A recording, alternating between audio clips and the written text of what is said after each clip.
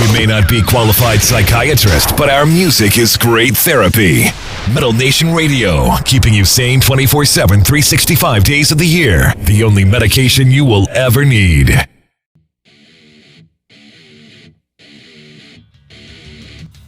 Hey, this is Rex Brown of Pantera, Kill Devil Hill. You're listening to Metal Nation Radio. Crank it up. Yeah.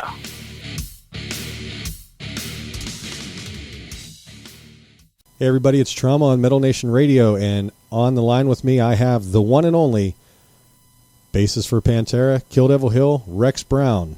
What's up, Rex? Hey buddy, how you doing? I'm doing good, man. Guys are in the studio. I'm looking forward to seeing you guys on tour, but the big thing I want to talk about coming out on March 12th, The Official Truth, 101 Proof, The Inside Story of Pantera by DeCapo Press. So how did you come up with an idea to become an author, write a book?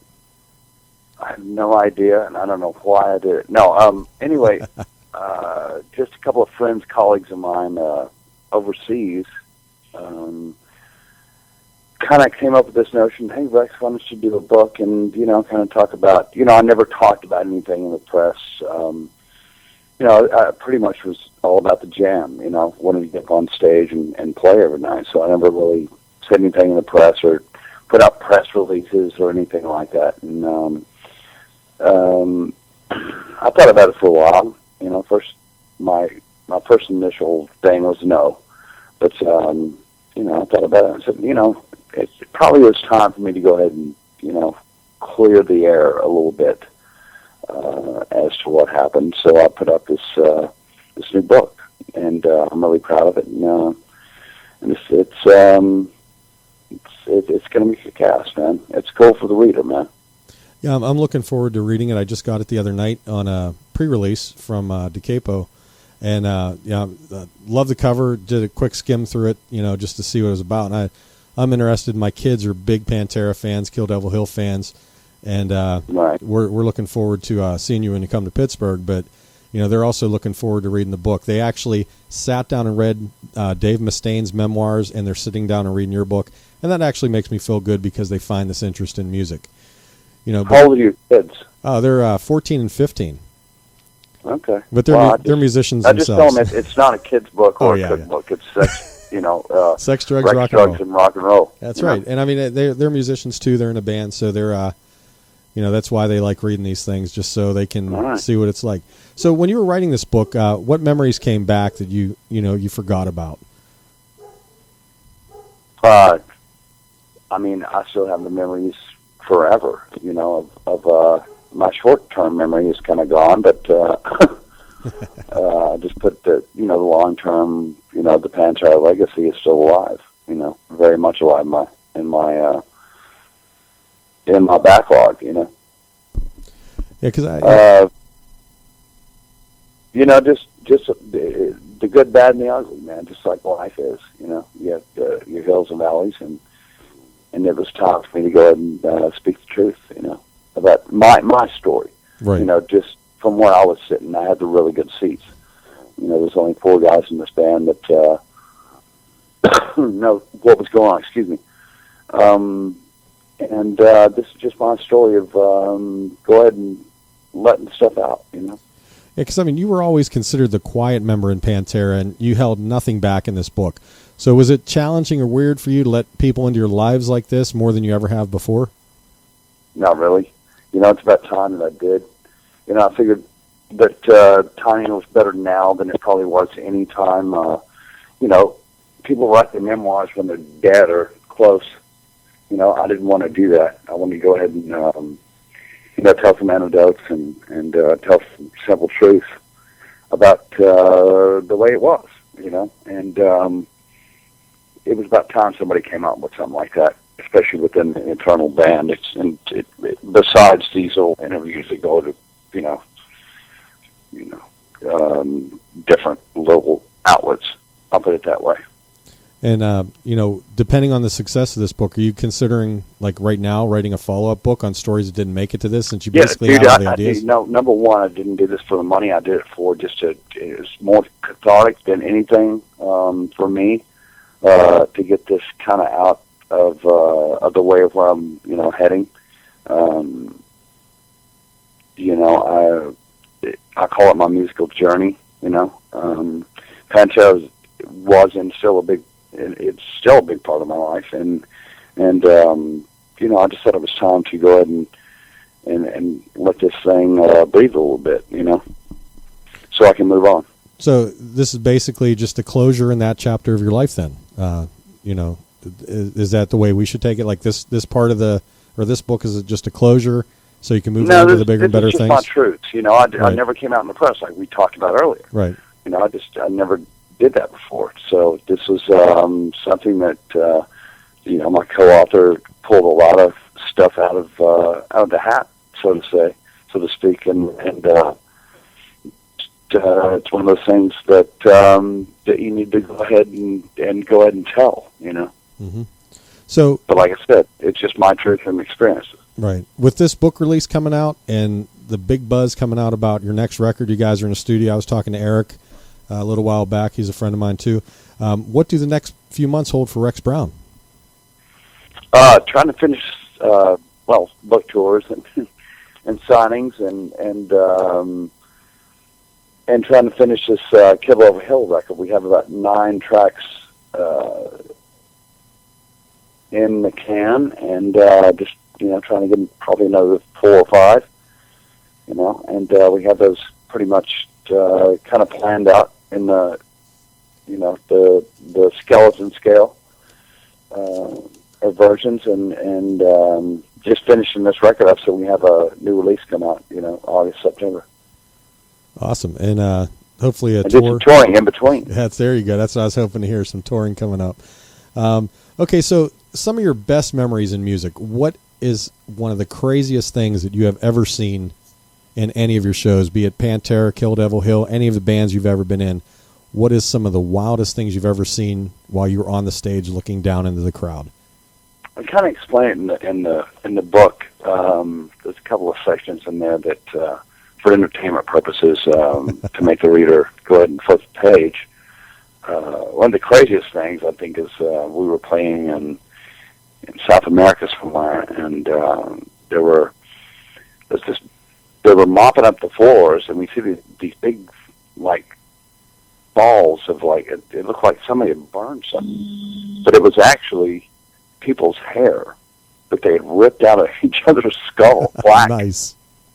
And just nuts, crazy, you know. And my roadie kid, my tech comes up and he goes, "Man, you got to see this." I go, "What the hell is that?" You know, and he goes, "Dude, that's human hair." And there were like 6 or 7 piles. You know, it wasn't just like one pile. You know, that's how rabid some of the fans down, especially in South America, and you know, Pantera fans were rabid, man. They were cool, you know. Oh, Pantera always put on a good show. Okay, yeah. So when, you know, being a star, a rock star and everything, what kind of advice do you have for up-and-coming musicians that are trying to get into this profession right now? As a rock star, I don't consider myself that. I consider myself a musician, and I put my pants on one leg at a time, just like everyone else does.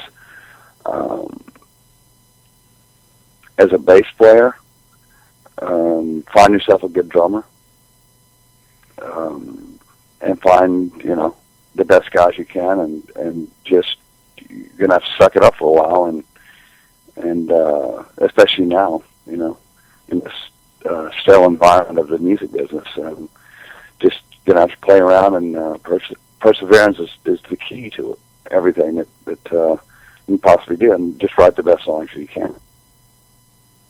All right, and all of your time touring that you spent out on the road, I'm sure you've had some practical jokes pulled on you, and you've pulled some practical jokes on some of your bandmates. What are some of who do you think was the best practical joker that you've ever had the chance to bunk up with on the road, and what was one of the best practical jokes you've pulled or you've had pulled on you?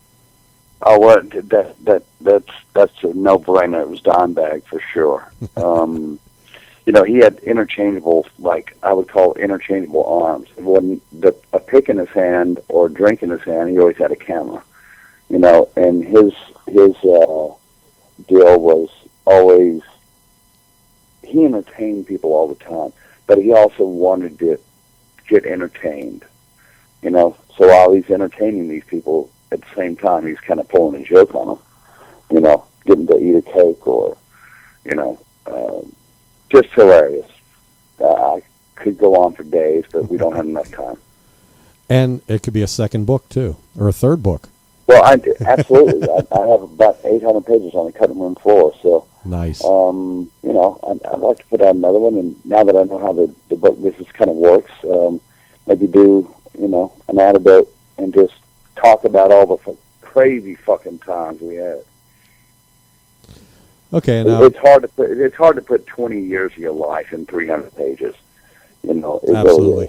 Really is. And try to get it to mean something. And I think I've accomplished that with this book. You know, where you just read through it and page to page, and you know, kind of go through it. But this is just the beginning of maybe something cool. You know. Now, you and I also have something in common. I'm a father of twins, and you're a father of twins. Right on. Right on. Yeah. So. And I read something. I'm just going to, if your daughter came home with a musician, a heavy metal musician, what would your words to that heavy metal musician be? Sit down, boy. We're going to have a talk, right? With a shotgun in my hand. Oh, yeah, I hear that. Yeah, because it's always, you know. No, I won't say take that shotgun out of there, all right? Because of the, you know, everybody's just freaking out on the Second Amendment. Yeah. Here in the U.S. So, how about brass knuckles in my hand? Yes, I do have some. Son, what are we doing tonight? You know, see what his reaction would be. You just throw the fear of God into that little man, huh? And you better be home 10 minutes before I tell you when to be home. That's right. Yeah, I don't know. I guess you cross that bridge when it comes. But my children are very well grounded. They have a super mom, and you know, we'll deal with whatever we have to deal with when we get to it. You know, I just take one day at a time. And I read on the press release that you're now living a clean life. Congratulations, and you're at peace with everything that's happened in the past, and you just don't want to dwell on it, and you just look forward to the book because you don't want to lose any sleep about what you've done in the past. So, I mean, that's an awesome... Who wrote that? It's what it says up on noisecreep.com. Okay, whatever. That's okay. One guy's opinion on an interview that he actually asked me questions and wrote something completely different than what I said. But I'll take it. Okay, and if you could hear any song you wanted to, that would be let me rephrase this. If somebody was looking through your iPod and found a song on there, what would you most be embarrassed of as a song you have on your iPod? I'll tell you a song I wouldn't be embarrassed of at all, but I know where you're going with this question. Frank Sinatra's version of Something by George Harrison. I don't know if you've ever heard it before, live. I'm Italian. Sinatra's my boy, so Oh, dude, I listen to Sinatra, from anything from Sinatra to Slayer. You know, as long as it's a great song, man. You know, so no, if that's embarrassing, then you're not going to find anything embarrassing in my iPod. You know what I'm saying? Sinatra singing Something, you know, which he considered one of the best love songs ever written.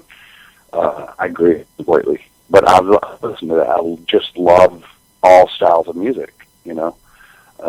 My mother, you know, they were about 40 when they had me, and so I listened to a lot of swing band kind of stuff, and then listened to, you know, my grandmother used to play the silent piano, and for the silent movie, she played the piano, and I used to I was in awe of her when I was like 5 years old. I just would make, you know, Mom made me play this again, play it again, play it again, play it again, you know, until her hands would basically fall off.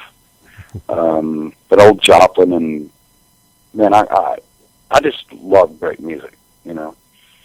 Had a sister that was 17 years older than I am, and you know, this is all in the book, you know, and I got all the old Beatles records, all the Stones records, and all that kind of stuff. So, I'm a child of the 70s also, so I love all the hard rock stuff. And then, here comes this little band out of Texas called Pantera, and, what do you do after that? Well, you keep on trudging along there, my friend. It's called a musical journey. That's right. And I have a question in the chat room right now from a person named Evil. He wants to know, who is your biggest inspiration in music? And Evil? No, his name is Evil. He's in the chat room. Evil, like evil, just evil? Yeah, Evil Evo. He's our art department who made the interview poster for you on our station page. I'll send you a copy of it. Is that? Oh, cool, man. Yeah, it's actually badass. What's the question again? He wants to know who your biggest inspiration is in music. Oh, Lord.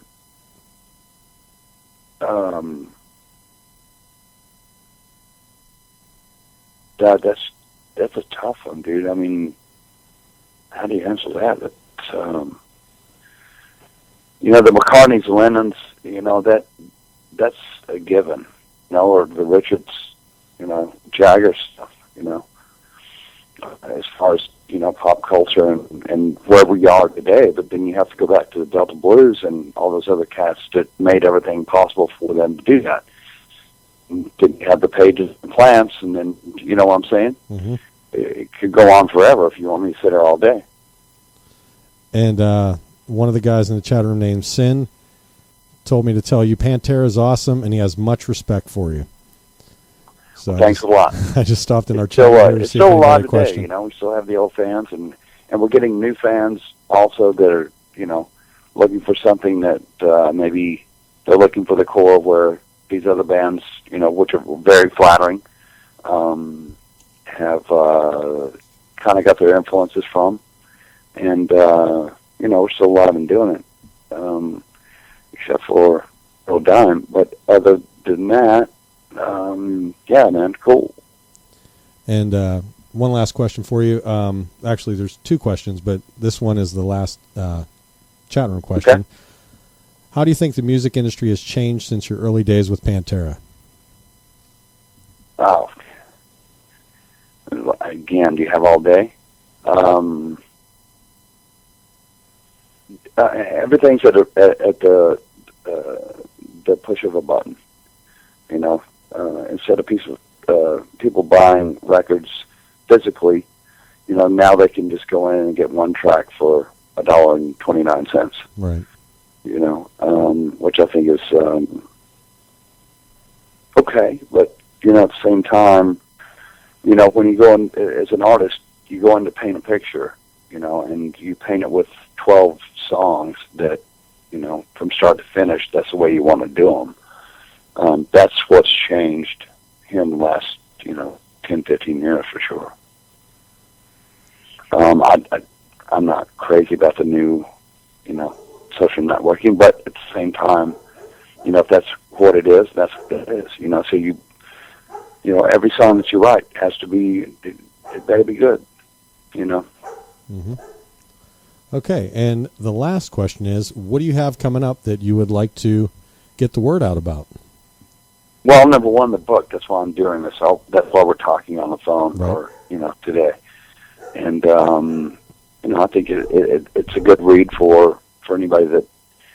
I mean, even somebody that's not into it. Like I said, it's not a kid's book. It's not a cookbook, but it's the honesty of a musician that just sharing his experiences and truths about what went on during a wild ride, and also, have Kill Devil Hill coming out here shortly. So if you like the first Kill Devil Hill, you're going to love this one. Yeah, that's about it. It's time to rock. All right, and you're listening to Metal Nation Radio, where the music doesn't suck. Peace. We are Metal Nation Radio, playing the best classic metal, thrash metal, death metal, and so much more. Tune in to metalnationradio.com, because united we rock.